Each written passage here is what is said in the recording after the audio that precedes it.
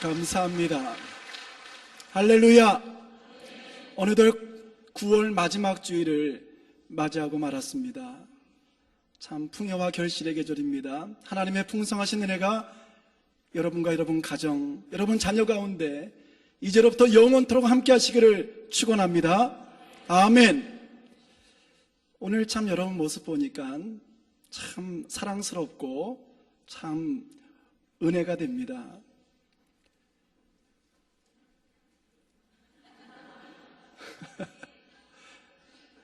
아니, 이렇게 말을 하면 여러분들도 뭔가 저에 대해서 좀 정말 그런 것 같습니다. 오늘 찬양이 너무나 아름다워서 그럴까요? 하나님의 은혜와 임재가 이곳에 충만히 임하는 것을 느낄 수가 있어서 얼마나 감사한지 모릅니다. 신앙생활을 오래 하신 분들 보면은 그분들에게서 신앙의 연륜과 깊이가 느껴집니다. 벼도 익으면은 머리를 숙인다고 하듯이 신앙생활을 정말 잘해오신 우리 어르신들을 뵈면은 정말 늘 온유하고 겸손한 그 모습에 우리가 절로 그분에게서 주님의 모습을 발견하게 되고 더불어 큰 은혜를 우리가 받아 누리게 되는데, 바로 이곳에 앉아 계신 여러분들 모습 속에서 그러한 모습이 보여지니 얼마나 하나님께 감사한지 모릅니다. 저 아이도 벌써 그렇다고 그러지 않습니까? 우리 온전한 하나님의 성도가 되어서 세상 사람들에게 우리를 통하여서 주님의 모습을 증거할 수 있는 주님의 편지, 그리스도의 향기 되는 삶을 살아갈 수 있는 우리 성도님들이 될 수 있기를 다시 한번 축복합니다. 그런데 모든 분들이 다 그러면 좋을 텐데, 때때로 신앙생활 오래 하신 분들 중에서도 여전히 어린아이 신앙 버리지 못하고 어거지 신앙생활 하시는 분들 간혹 보게 됩니다. 그분들의 특징은 항상 불평, 불만이 많다는 것입니다. 하나님께 어떤 기도 제목 올려드리고 속히 그 기도 제목이 응답되지 않는다고 하나님께 불평하는 모습 자주 보아왔습니다. 왜 하나님은 내가 원하는 때에 내가 원하는 기도에 응답을 해주지 않느냐고 하나님께 불만을 노골적으로 표하시는 분들 계십니다. 그러다가 결국은 하나님을 부정하거나 하나님께서 나를 더 이상 사랑하시지 않는다는 결론을 내리고는 교회도 떠나가고 신앙도 저버리는 그런 인생들 때때로 바라보게 될 때 참 가슴이 아파옵니다. 사랑하는 성도 여러분, 제 이야기를 잘 들으시기를 바랍니다. 신앙의 기본이 있습니다. 여러분, 그 기본이라고 하는 것은 바로 잠언 16장 3절에 있는 말씀처럼 우리의 행사를 여호와께 다 맡겨드리는 것입니다. 너의 행사를 여호와께 맡기라. 그리하면 내가 경영하는 것이 이루어지리라. 아멘. 여러분, 이 말씀 아멘으로 받으시기를 바랍니다. 우리의 모든 행사를 여호와께 맡기며 살아가는 인생은 참으로 복된 인생인 줄 믿습니다. 그런 성도들의 삶은 늘 기쁨과 감사가 넘쳐나게 되는 것입니다. 여러분, 무엇보다 때와 시기의 문제에 있어서 우리는 이 모든 것을 하나님께 맡길 수 있는 믿음을 가져야 합니다. 신앙에 있어서 이 문제만 해결이 된다고 하면은 우리는 항상 기뻐하며 범사에 감사함으로 하나님의 뜻을 이루어드리는 삶을 살아갈 수 있기 때문입니다. 전도서 3장 1절 말씀을 여러분 경청하시고 이 말씀을 꼭 마음판에 새기시기 바랍니다. 범사에 기한이 있고 천하만사가 다 때가 있나니. 아멘. 여러분 한번 따라 하시기 바랍니다. 범사에 기한이 있고 천하만사가 다 때가 있다. 믿으시기 바랍니다.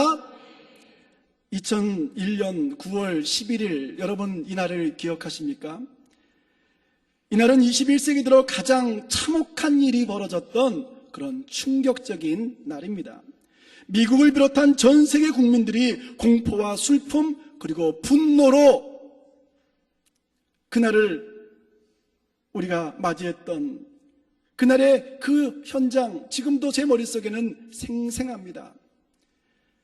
미국의 자존심이라고 불렸던 뉴욕의 쌍둥이 빌딩 뉴욕 무역센터가 이슬람 무장단체의 비행기 납치에 이은 충돌 폭파로 인해서 무려 3,000명가량의 무고한 시민들이 사망하는 그런 충격적인 테러 사건이 바로 그날에 일어났습니다. 그래서 10년이 지난 지금도 많은 사람들이 그날의 일을 기억하며 그날에 죽어간 많은 사람들을 추모하는 것을 우리가 잘 알고 있습니다. 그런데 여러분, 이 9.11 테러 사건은 제 인생에 있어서도 적지 않은 영향을 끼친 사건이 되고 말았습니다. 여러분, 제 이야기하는 것을 여러분 양해해 주시기를 바라고, 제 이야기 속에서 하나님께서 말씀하시고자 하는 그 중요한 메시지만 여러분들이 들으시면 좋겠습니다. 2001년도 당시 저는 미국 장로교단인 PCUSA에서 선발하는 교환학생 2명 중에 1명으로 선발이 되어서 모든 학비와 생활비를 다 제공받는 조건으로 미국 출국을 기다리고 있었습니다. 주중에는 플로리다 주립대학교에서 공부를 하고 주말에는 플로리다 샘피 한인장로교회에서 교회학교를 담당하기로 그렇게 계약을 하고 미국에서 비자가 오기만을 기다리고 있던 그때에 9.11 사태가 벌어지고 만 것입니다. 제가 사실 긴 이야기를 다 드릴 수는 없습니다만 이 9.11 테러 사건으로 인해서 아랍권에 있는 사람들, 그리고 아시아와 제3세계에 있는 사람들이 미국에 들어가는 것이 아주 어려워지게 되었습니다. 미국 장로교단에서 변호사까지 동원해서 저희의 미국 입국은 아무 문제가 없음을 증명하기 위해서 노력을 했지만 다 소용이 없게 되었고, 결국 비자는 연말까지 나오지 않게 되어 저의 교환학생 유학의 꿈은 그렇게 이제 사그라지게 되었습니다. 사실 집안 형편 때문에 유학을 꿈꿀 수 없었던 저에게 유일한 돌파구는 바로 이 교환학생의 기회를 얻는 것이었는데, 그 기회가 무산되고 나니 제가 참 가슴이 아파오지 않았겠습니까? 여러분, 남의 일이라고 별로 슬퍼하지 않으시지만 저는 그 당시에 참으로 실망하고 낙담하였습니다. 그때 저희 어머니께서 저에게 이런 말씀을 하셨던 것이 기억이 나는데, 다 때가 있다. 저는 어쩔 수 없이 사역지를 일산으로 옮기게 되었습니다. 이제 나이도 들어가고 더 이상 유학의 꿈은 나와는 관계없는 것으로 알고 만 4년을 그곳에서 열심히 이제 일하고 있던 어느 날, 아주 부유한 집안의 자제이신 우리 부목사님 한 분이 미국 시카고 트리니티 대학교로 유학을 가게 되었습니다. 참 그 모습 보니 부럽기도 하고 참 마음이 좋지 않았던 것 같습니다. 제가 표정 관리를 잘 못했던 것 같습니다. 그날 세계선교부 우리 집사님 한 분과 이제 저녁을 같이 하게 되었는데, 집사님께서 저에게 목사님 얼굴빛이 별로 좋지 않으시네요. 그래서 아닙니다. 사실 오늘 광 목사님께서 오늘 미국 유학을 가시길래 참 그 모습이 부러워서 아마 저도 모르게 그러는 것 같습니다. 그렇게 말씀을 드렸더니 그 집사님께서 그럼 목사님도 유학을 가시면 되잖아요. 그렇게 말씀을 꺼내셨습니다. 저는 웃으면서 아이고, 집사님이 저 유학을 보내주시겠습니까? 그랬더니 집사님이 또 웃으시면서 목사님, 그러면 토플 점수 따갖고 오세요. 그렇게 우리는 웃으면서 장난처럼 서로 이야기를 하게 되었고, 저는 이제 그 자리를 이제 떠나 헤어지면서 집사님, 그러면 저 토플 점수 따가지고 집사님 만나겠습니다. 그러고는 헤어지게 되었고, 저는 그 말씀을 진짜 믿고 3개월 동안을 열심히 정말 공부하여서 미국 플러 신학교에서 원하는 토플 점수보다 63점이나 많은 대단히 고득점을 이제 점수를 취득해서 3개월 2주 후에 그 집사님을 다시 만나 뵙게 되었습니다. 제가 성적표를 내밀었을 때 그 집사님이 정말 감탄에 마지 않으셨습니다. 그리고는 목사님 한번 해보지요. 그렇게 제 유학 프로젝트가 시작이 되었고, 또 일산 승리교에서도 이 목사를 한번 좀 도와줘야 되겠다 마음을 가지시고는 그렇게 해서 약 2억 원 정도의 그 유학 후원금을 마련해 주셔서 저는 뜻하지도 않은 완벽한 유학의 길을 떠나게 되었습니다. 제가 송구하고 부끄럽지만 제 이야기를 드리는 이유가 있습니다. 첫째는 하나님은 우리의 소원을 결코 가볍게 여기지 않으시는 하나님이시라는 말씀을 여러분들에게 꼭 드리고 싶어서입니다. 우리 하나님은 우리를 위한 좋은 계획을 가지고 계신 좋으신 하나님이심을 여러분 믿으시기를 바랍니다. 그리고 하나님이 정하신 그 때는 우리가 생각했던 것보다 훨씬 더 아름답고 귀하고 철저하고 풍성한 줄 여러분들이 꼭 믿으시기를 바라는 마음으로 부끄러운 저의 이야기를 여러분들에게 잠시 말씀드렸습니다. 사랑하는 성도 여러분, 여러분 진정 하나님이 살아계심을 믿으십니까? 믿으시기를 바랍니다. 그렇습니다. 우리 하나님은 죽은 하나님이 아니시고 살아계신 하나님이십니다. 그렇다면 우리가 진정 하나님이 살아계심을 믿는다면 우리들은 하나님의 주권을 인정해야만 합니다. 특별히 때와 시기의 문제에 있어서 우리는 무조건 하나님의 결정을 의심 없이 인정하고 받아들이는 그런 믿음이 우리에게 있어야 할 줄로 믿습니다. 여러분, 때가 있습니다. 가장 좋은 때가 있음을 여러분 믿으시기를 바랍니다. 그러나 우리들은 그 때를 모릅니다. 우리는 유한한 존재이기에 하나님이 정하신 가장 좋은 때가 무엇인지를 우리는 결코 알 수 없습니다. 그러나 하나님은 시간의 주인이십니다. 하나님은 과거와 현재와 미래를 동시에 주관하시는 하나님이시므로 하나님의 자녀인 우리들에게 가장 좋은 때가 언제인지를 분명히 알고 계시는 우리 하나님이십니다. 그러므로 우리는 하나님께 우리의 인생 전부를, 특별히 때와 시기의 문제를 하나님께 온전히 맡길 수 있어야 한다는 것입니다. 여러분, 믿음이란 무엇입니까? 믿음이란 우리의 때를 하나님께 맡기는 것입니다. 우리의 선한 목자이신 예수님께 우리의 인생을 의탁하는 것, 그것이 믿음인 줄 믿습니다. 그러므로 여러분, 우리에게 지금 일어나는 갖가지 일에 대하여 쉽게 함부로 판단하지 말 것입니다. 특별히 때와 시기에 관하여 우리가 왈가불가하는 것을 멈춰야 합니다. 그러한 태도는 월권이며 불신앙의 소치입니다. 그것은 어리석은 태도이며 하나님의 마음을 아프시게 하는 행위이기 때문입니다. 에베소서 5장 15절에서 17절 말씀입니다. 그런즉 너희가 어떻게 행할지를 자세히 주의하여 지혜 없는 자같이 하지 말고 오직 지혜 있는 자같이 하여 세월을 아끼라. 때가 악하니라. 그러므로 어리석은 자가 되지 말고 오직 주의 뜻이 무엇인지 이해하라. 성경이 우리에게 증거하고 있습니다. 그렇다면 우리는 어떻게 해야 합니까? 하나님께 맡겨야 합니다. 나보다 나를 더 잘 아시고 나보다 나를 더 사랑하시는 하나님께 때와 시기의 문제를 하나님께 맡겨야 합니다. 하나님은 가장 좋은 때에 가장 좋은 것으로 우리에게 응답해 주실 좋으신 하나님이시기 때문입니다. 우리 하나님은 결코 계획 없이 움직이시는 분이 아니십니다. 우리의 인생 만사 모든 것이 하나님의 뜻과 섭리와 계획하에 차곡차곡 진행되어진다는 사실을 여러분들이 꼭 기억하시기를 바랍니다. 갈라디아서 4장 4절 상반절에 있는 말씀입니다.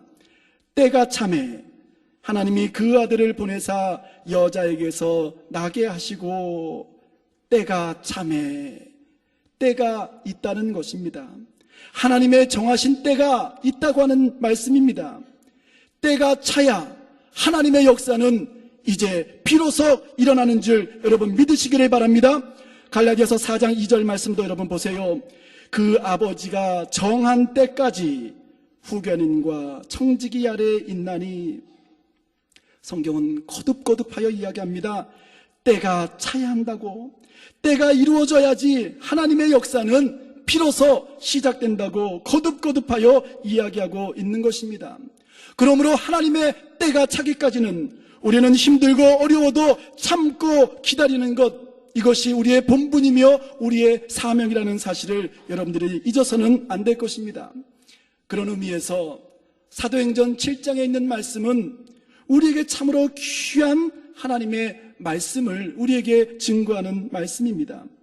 사도행전 7장 17절 말씀을 여러분 경청하십시오. 하나님이 아브라함에게 약속하신 때가 가까움에 이스라엘 백성이 애굽에서 번성하여 많아졌더니 라고 이야기를 하고 있습니다. 이 사도행전 7장에 있는 말씀은 스데반 집사가 대제사장들 앞에서 하나님의 경륜과 역사에 대한 이야기를 선포하는 내용입니다. 그리고 그 핵심은 무엇이냐? 모든 역사는 하나님의 뜻과 섭리하에 진행되었다는 것을 이야기하고 있는 것입니다. 출애굽기 1장에 나오는 내용과 아주 유사한 그런 내용을 방금 제가 읽어드렸는데, 이스라엘 백성이 불과 야곱과 그의 일행 75명이 애굽 땅 고센에 이르게 되었고, 그 후에 많은 세월이 흐른 이후에 이스라엘 백성들은 기하급수적으로 늘어나게 되었습니다. 그런데 이러한 모든 일련의 사건은 우연히 성취된 것이 아니라 하나님의 뜻과 섭리하에 이러한 역사가 진행되었다는 것입니다. 하나님께서는 이미 430년 전에 이와 같은 내용을 이미 예고하신 바가 있습니다. 창세기 15장 13절에서 14절 말씀입니다. 여호와께서 아브라함에게 이르시되 너는 반드시 알라 내 자손이 이방에서 객이되어 그들을 섬기겠고 그들은 400년 동안 내 자손을 괴롭히리니 그들이 섬기는 나라를 내가 징벌할지며 그 후에 내 자손이 큰 재물을 이끌고 나오리라. 하나님께서는 일찍이 하란 땅에서 아브라함을 부르시고 그를 가나안 땅으로 인도하셨습니다. 그리고 그와 언약의 말씀을 이제 세우셨는데 그 내용은 무엇이냐? 아브라함 너의 후손이 400년 동안 이방인의 객이 되고 그 후에 큰 민족을 이루고 그 이후에 가나안 땅을 유업으로 얻게 될 것이라는 그런 말씀이었습니다. 여러분, 이제 제가 중요한 말씀을 전할 테니 제 말씀에 귀를 기울여 주시기를 바랍니다. 아브라함은 장차 400년 후에 이루어질 이 하나님의 언약의 말씀을 결코 소홀히 듣지 않았습니다. 그리고 자신이 400년 후에 이루어질 일을 위하여 내가 해야 될 일이 무엇인지를 그는 꼼꼼히 고민하며 준비하기 시작했습니다. 그 중에 하나가 바로 창세기 23장에 나오는 바로 이 사건입니다. 창세기 23장 말씀을 보면은 아브라함이 그의 아내 사라가 죽었을 때에 해족속 에브론 소유의 막벨라 굴을 그가 이제 구입하는 내용이 나옵니다. 내용을 보면은 땅 주인이 아브라함에게 이 막벨라 굴을 그저 거저 가지라고 그에게 권유했지만 아브라함은 그렇게 하지 아니하고 은 400세겔을 주고 법적으로 그 땅을 소유하여 그곳에 사라를 매장하게 됩니다. 그리고 시간이 흘러서 아브라함이 죽고 그의 아들 이삭 그리고 야곱이 모두 죽었을 때에 그 믿음의 조상들 모두는 다 이 막벨라 굴에 매장되게 됩니다. 여러분, 그 이유가 무엇인지 아십니까? 중요한 뜻이 있습니다. 그 후손들로 하여금 가나안 땅을 잊지 말도록 하기 위하여 아브라함과 이삭과 야곱 이 믿음의 조상들은 그 가나안 땅 한복판에 막벨라 굴을 구입하여 그곳에 자신들의 무덤을 만들어 놓은 것입니다. 400년 후에 거행될 출애굽의 대역사시에 가나안의 이정표를 삼기 위하여 그들은 이 가나안 한복판에 자신들의 묘를 세웠던 것입니다. 그뿐이 아닙니다. 아브라함의 증손자였던 요셉은 자신의 무덤을 애굽에 쓰는 대신에 언젠가 이스라엘 백성들이 출애굽할 때에 자신의 해골을 가지고 나가라는 유언을 남기게 됩니다. 그 내용이 창세기 50장 23절에서 26절의 말씀에 소개되고 있습니다.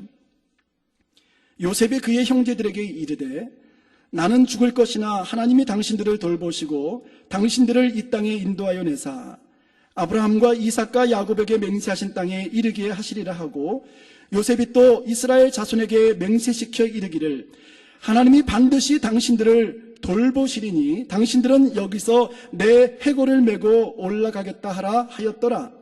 요셉이 110세의 죽음에 그들이 그의 몸에 향재료를 넣고 애굽에서 입간하였더라 라고 성경이 증거하고 있습니다. 여러분, 이 말씀도 대단히 의미가 아주 큰 그런 말씀입니다. 요셉은 생각하기를 자신마저 가나안 땅에 있는 막벨라굴에 자신의 시신이 매장이 되면은 앞으로 이집트에서 살아갈 후손들이 영영 가나안 땅을 다 잊어버릴 것 같다는 그런 판단을 하였기에 요셉은 자신이 죽은 후에 무덤은 일단 애굽에 만들어 놓고 출애굽의 역사시에 자신의 해골을 가지고 나가 가나안 땅에다가 자신의 유골을 뿌려달라는 그런 유언을 남기게 됩니다. 그리고 실제로 이러한 유언은 출애굽기 13장 19절 말씀을 통해 성취되는 것을 우리가 알 수 있습니다. 모세가 요셉의 유골을 가졌으니 이는 요셉이 이스라엘 자손으로 단단히 맹세하게 하여 이르기를 하나님이 반드시 너희를 찾아오시리니 너희는 내 유골을 여기서 가지고 나가라 하였음이더라. 아멘.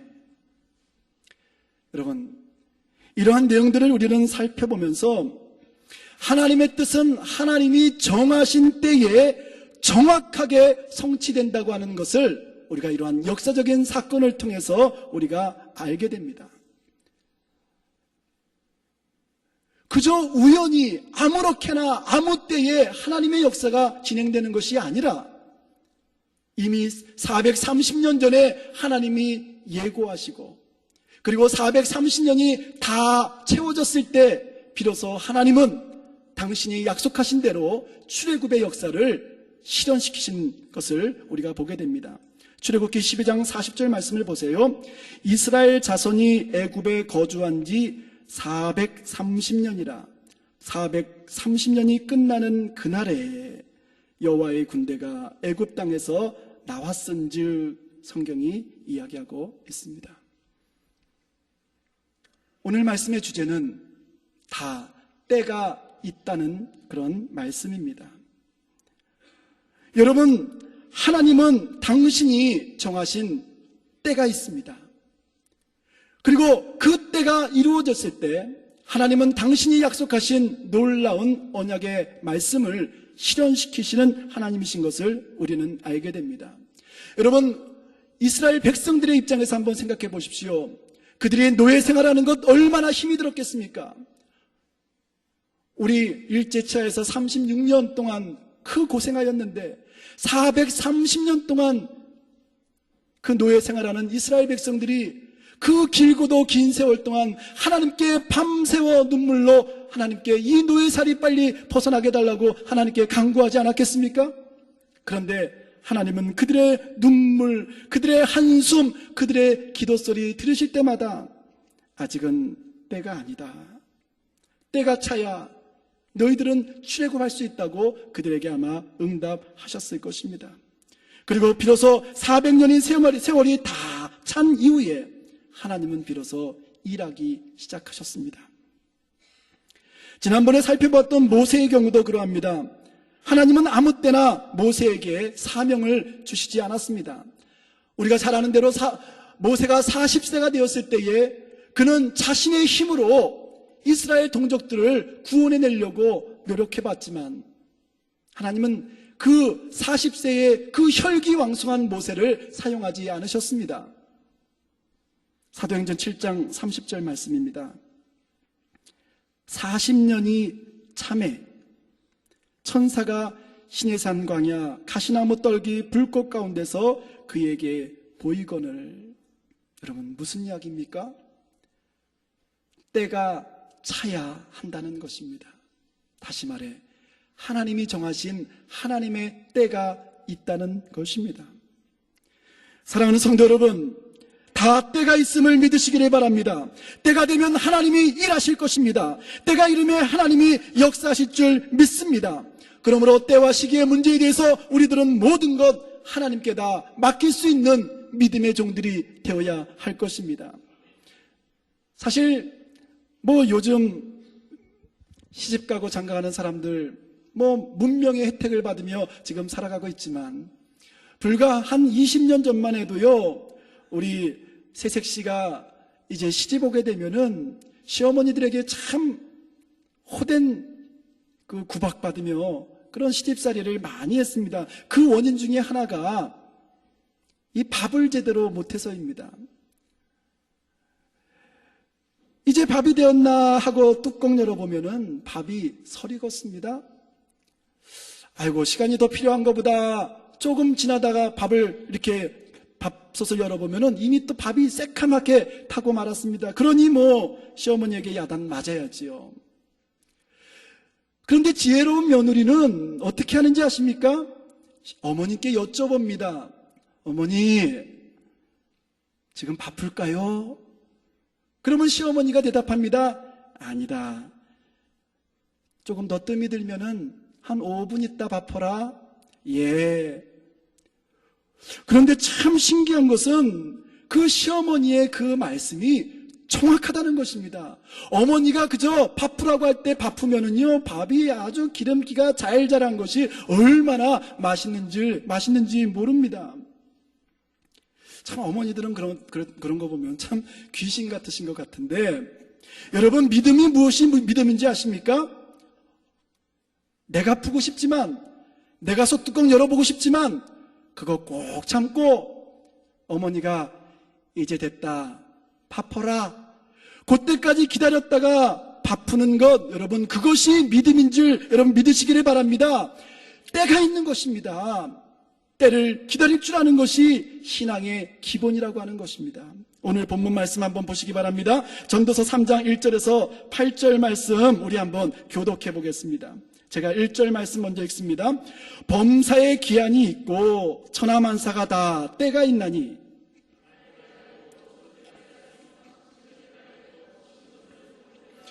죽일 때가 있고 치료할 때가 있으며 헐 때가 있고 세울 때가 있으며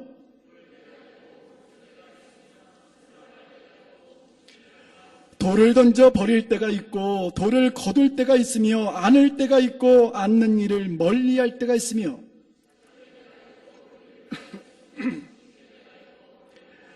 찢을 때가 있고 꿰맬 때가 있으며 잠잠할 때가 있고 말할 때가 있으며